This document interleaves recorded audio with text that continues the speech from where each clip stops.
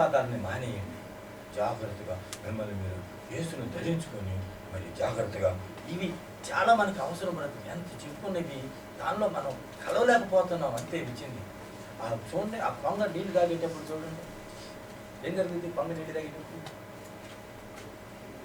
మంచి నీళ్ళంతా సపరేట్ చేసి బాగా ఫ్రెష్గా ఉండే వాటర్ తాగుతుంది. మరి జపం కాడికి వచ్చేసరికి ఏమైంది, జపం కాడికి వచ్చేసరికి కొంగ జపం చేయొద్దురా అంటారు. జపంకి వచ్చేసరికి అట్ట అయింది. దాని పాలసీ చూస్తే బ్రహ్మాండం. పాము చూస్తేనే యుక్తి కలది, కానీ అట్లా ఉండాలంటున్నాడు యేసు ప్రభువు క్రైస్తవుడు. వాటి గుణం మంచిది కాదు, చలాకితనం ఉంది పాము దగ్గర. అట్లా ఇది చూడండి కొంగ జాపం చేసి పాము జాపం చేస్తున్నాడు ఇది అంటారు. అసలు విన్నారా ఎప్పుడైనా? అంటే అది చక్కెర భక్తి, వేషధారణ. భక్తి అట్లా చేయకూడదు. కానీ అసలు అది పరిశుద్ధత విషయం. మంచి నీళ్ళు కాబట్టి నీటి నీళ్ళు సపరేట్ చేసేసి నేను చూడలేదు. నేను చూసినప్పుడు చాలా వండరైపోయాను. అసలు అట్ట పడితే అట్లా గబగబ తాగదు, పని చేసినట్టు చేయదు. దాని స్వభావం దీని స్వభావం. అయితే ఇక్కడ ఇది వచ్చేసరికి మళ్ళీ కొంగ జాపం చేయుదురు చూడండి, అది ఒకటి పెట్టాడు. మళ్ళీ అక్కడ జపం కొట్టుకు వచ్చేసరికి అది కృత్రిమమైంది. అట్లాగే ఇక్కడ ఇది యుక్తి కలదైంది, పాలసీ వచ్చిన యుక్తి కలదు, కానీ చలాకితనం దాన్ని కావాలి అంటారు. అయితే మళ్ళీ పరిశుద్ధ దిశలో పౌరాన్ని తీసుకొచ్చి చూపెడతాడు. ఇట్లా ఉండాలి పరిశుద్ధత, ఈ విధంగా చలాకి ఇది కలిగి ఉండాలి. దీన్ని అలవాటు చేసుకోవడం క్రైస్తవం. అట్లా ఉండాలని చెప్పాడు కదా. పాము మంచిది కాదు వీళ్ళు అనుకుంటున్నారు, వీళ్ళు ప్రచారం ఎట్లా చేసుకుంటున్నారు. పాములా ఉండమని చూస్తున్నాడు, నేను పాము ఉంది. అసలు చెప్పే మాట ఇంట్లా ఇప్పుడు వచ్చింది సగం నాలెడ్జ్తో వైకంపతుల్ని చేసేసి ప్రచారాలు చేసేసుకుంటారు ఇష్టం వచ్చింది. అట్లా ఉంది భక్తి. కాబట్టి భక్తి కనుగొనే టైం కూడా చాలా ఇదైపోయింది. భక్తి లేదు, చాలా కష్టపడుతున్నారు ప్రజలు. ఎవరన్నా మీటింగ్ జరుగుతుంది బ్రదర్ వెళ్దామని అంటే ఏం చదువుతాడండి ఆయన మనం చూస్తే ఆయన చేశాడు అంటారు. అయ్యే చూస్తున్నారు, అవి వంకరే అయిపోయి. మరి మరి చర్చి కన్నా చర్చికి ఏం వెళ్తాం సార్, ఆయన కూడా అట్లాగే. మరి ఎక్కడికి వెళ్దాం, ఇది అక్కడ లేదు, నిరాశ. ఇంట్లో కూర్చుంటున్నాడు, జుట్టు బీక్కుంటున్నాడు, పిచ్చోడు అయిపోతున్నాడు, తిరుగుతున్నాడు, చొక్కా దింపుకుంటున్నాడు. లేదు అట్లా అయిపోయింది. విశ్వాసుల్లోని కార్యాలు అవిశ్వాసానికి వదిలేయండి. అసలు దాని సంగతి మనకు అవుతే అనవసరం. క్రైస్తవేతరుల సంగతి మనకెందుకు, క్రైస్తవుల సంగతి మనం మాట్లాడుకున్నాం. అంటే దీని కొరకు మనం సిద్ధపడేవాడు. వాళ్ళు అసలు ఆ సంగతి తెలుసు వాళ్ళకి, వాళ్ళ సంగతి మనం సిద్ధపడటానికి. ఆయన క్విక్ అంటున్నాడు, మన దగ్గర క్విక్ లేదు. దాంట్లో క్విక్ అయిపోతున్నాం, దీంట్లో క్విక్ కాదు. అందుకని ఈ క్విక్ దీనికోసం మనం కనిపెట్టడానికి మన ఇంటి యజమానుడు పొద్దుగుంకి వచ్చున్నాడు. ఎప్పుడు పొద్దుగుంది 6 గంటలు. ఆ కాలంలో చాలా అయిపోయింది, ఆ కాలం ఇచ్చేసాడు టైం. తర్వాత ఏమంటున్నాడు, అర్ధరాత్రి వచ్చినాడు. అది కూడా తర్వాత ఇంకా కొడి పూయినప్పుడు కొడి పూసి 6 గంటలకు 3:30 అప్పుడు వస్తాడు. తెల్లవారినప్పుడు కృప లాస్ట్ ఫైనల్లోకి వచ్చేసి 6 రోజులు పూర్తి 7 రోజులు వచ్చేసి లాస్ట్ వస్తాడు. ఎప్పుడు వస్తాడో తెలియదు, తెల్లారినప్పుడు వస్తాడు. కానీ డెఫినెట్గా మనం వెలుగువాడు అంటే ఆయన అంతే వెలుగు కాబట్టి ఆయన కరెక్ట్గా తెల్లవారేక వస్తాడు. అయితే మనం వెలుగు సంబంధులు, చీకటి వారం కాము. చీకటి వారు వాళ్ళు నిద్రపోతూ ఉంటారు, మత్తులై ఉంటారు. కాబట్టి మనం వెలుగు సంబంధం కాబట్టి ఆయన వస్తాడు. మనకు తెలుసు ఆయన వెలుగు, మన తండ్రి ప్రేమ మనకు తెలుసు. కాబట్టి డెఫినెట్గా నన్ను తీసుకువెళ్తాడు అనే విశ్వాసం చొప్పున నువ్వు కాసు. లాస్ట్ ఫైనల్ సమయం ఉన్నట్టు ఆఖరి 4వ సమయం ఇచ్చాడు. ఆ సమయం ఇప్పుడు ఆసన్నమైంది. దాన్ని కృపకాలం. ఆ కృపకాలము వచ్చేసింది.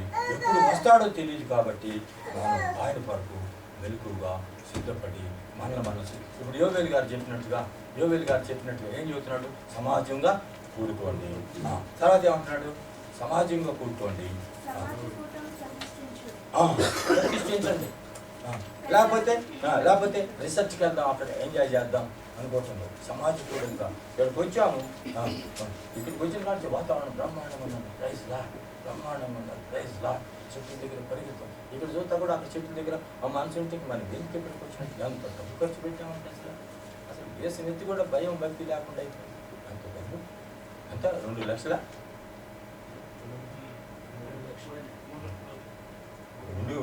ఇండియాలో అయితే 2 బయలు కూర్చేస్తారు వాళ్ళు. 2 లక్షలు ఖర్చు పెట్టాం, ఒక్కరు కూడా రక్షణ పొందదు. అందుకని మేము మామూలు తోటలో తీసుకెళ్తాం. గొడవ పులిహార తీసుకొచ్చింది పాపం అన్నపూర్ణమ్మ తల్లి. శ్రీరామ గారు ఉందంటే ఆమె దద్దోజనం తీసుకొచ్చింది. ఇంకొక ఆయన ఉంటే టీ తీసుకొస్తాడు. అంతా రూపాయలోనే అయిపోయింది. లక్షలతో అసలు ఆమె. అందుకని వాళ్ళకి దెబ్బ తగలని వీటి గొడవ రాదు. ఏదైనా జరిగినా కానీ వాళ్ళు మళ్ళీ దెబ్బకొని నేను ఎంత ఖర్చు పెట్టాను, అంత ఖర్చు పెట్టాను, నేను అంత చేశాను, నా పేరు కూడా దాంట్లో వేయలేదు, వీళ్ళని చెప్పుకుంటా ఉంటారు. ఇవన్నీ లేకుండా ఇక్కడికి ఏమీ లేదు. ఏడికి వస్తే మరి ఇక్కడన్నా మనం ఇప్పుడు ఎంత ఖర్చు పెట్టి కనీసం ప్రయాస పడుతున్నాం, ప్రయాసకు తగిన ఫలితం. ఏదో బలవంతంగా నేను కూర్చోబెట్టినట్టు కాదు, కానీ నువ్వు కూర్చోవాలి. మరి నీ మాటలు మరి జాగ్రత్తగా నువ్వు అన్వయించుకోవాలి. అందుకే ఆమోసు ఆయన ఏం చెప్పాడంటే, ఆయన తయారు ఇక్కడ ఏమంటాడంటే, ఇందాక నేను చెప్పాను కదా ఆ మాట 5వ అధ్యాయంలో బ్రదర్, 5వ అధ్యాయం ఆమోసు అయిపోయిందా? సరే నేను చూడలేదు. ఆమోసు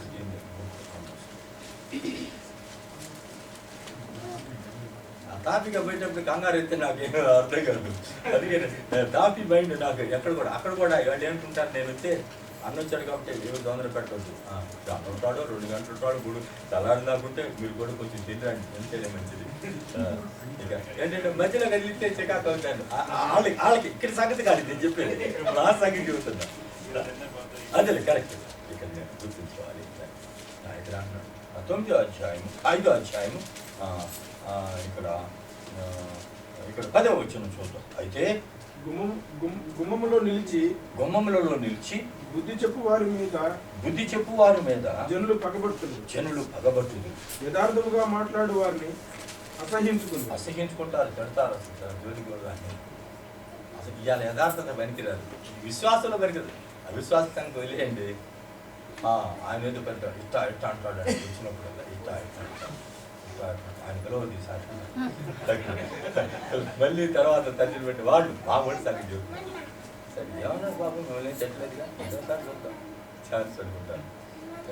సరే రెండోసారి పొగుడుదామంటేను అసలు పొగిడితే పాపం పొగడాల్సింది యేసు ప్రభు వారిని కదా. జనాన్ని పొగిడితే, పిలవడాన్ని పొగిడితే, లేకపోతే ఇంకోటి చేస్తే అది గండ పేరండి అలా టేపించుకోకూడదు. మనం క్రైస్తవులు అట్లా ఆ గడ్డ పేరు వాడికి మనతో రావు పోటీ మాట్లాడి, కాబట్టి అది అసహ్యమైన మాట.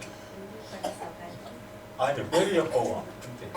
ఆ మాటలు అంతా ఇప్పుడు ఆయన పేరు యెహోవా. ఆయన మనం ముందు పెట్టుకొని మనం యాడ్ చేస్తే ఒకరికొకరు సరి చేసుకుంటాం. తప్పక ఆయన రాజ్యంలో మనం ఉంటాం, ఉండాలి అని మనం చేసుకోవాలి తప్ప మనం ఒకరికొకరు ఏం పోగుతుంటాం. ఎంతసేపు గడ్డి ఎండిపోయిందని ఇందాక మీరే చెప్పారు.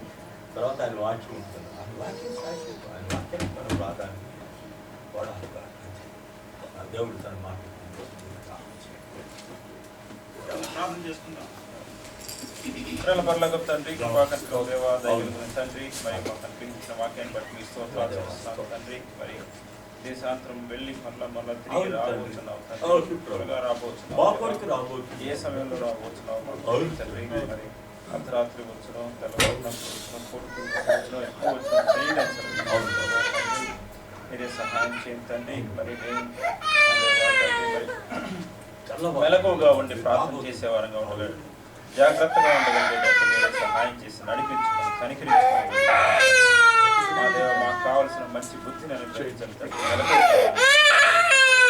మెలకువగా ఉంటే మీకోసం ఎదురు చూసేవారంగా ఉండగలిగేటట్టు సిద్ధపడి పెళ్లి కుమార్తె గదిలో నుండి రావాలి తండ్రి, సిద్ధపడి రాగలిగేటట్టుగా సహాయం చేసి మంచి మనస్సును మాకు నడిపించమని, దయ చూపించమని, మీ రాకడ కోసం సిద్ధంగా ఉండగలిగేటట్టు సహాయం చేసి కృప చూపించమని, కనికరించడానికి వచ్చిన ప్రతి ఒక్కరూ కూడా ఈ మీటింగ్స్ ద్వారా మేలు పొందేటట్టు సహాయం చేసి నడిపించమని, మీరే దయ చూపించి మీ సన్నిధి మాకు అందరికీ తోడుగా ఉంచమని మా ప్రభువును రక్షకుడైన యేసుక్రీస్తు నామములో వేడుకుంటున్నాం తండ్రి.